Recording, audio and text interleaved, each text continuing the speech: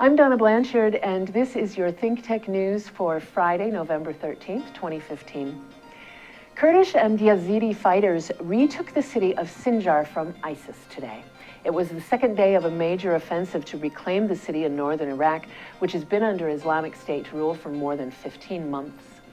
Members of the Yazidi religious minority, which was subjected to rape, enslavement, and death in large numbers after ISIS overran the city in August of 2014, participated in the battle along with Kurdish government forces, a separatist group based in Syria known as the YPG, and the Kurdistan Workers' Party, or PKK. The U.S. and allies have sharply increased airstrikes against the primary source of revenue for ISIS, oil fields controlled by them in eastern Syria.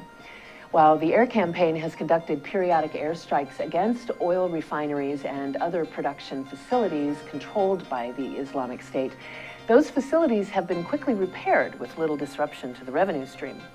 The Obama administration is now increasing attacks and focusing on inflicting damage that takes longer to fix.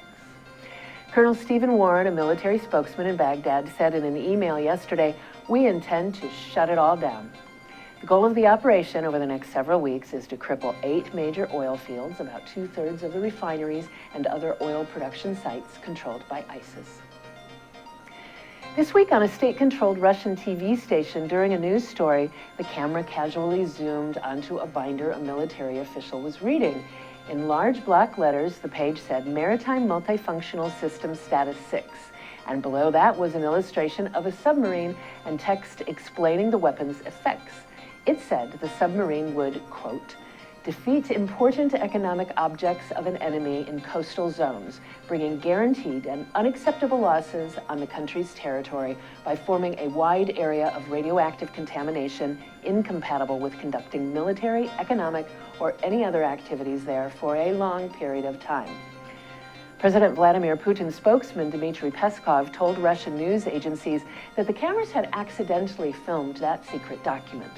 But some commentators suggest it couldn't have been an accident, as there is tight control over the state news media in Russia. We'll stay on this story and hope it is saber-rattling rather than threats from an increasingly volatile country. If you're paying attention to social media at all these days, you've noticed there's been a lot of talk about Starbucks winter season cups, sans the usual Christmassy decorations.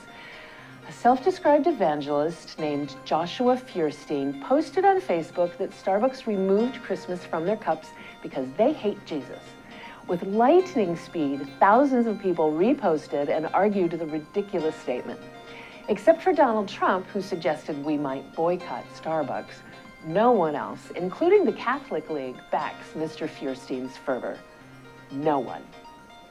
I just wanted to point that out. Donna Blanchard, ThinkTech News. Happy Aloha Friday, everyone. A hui ho.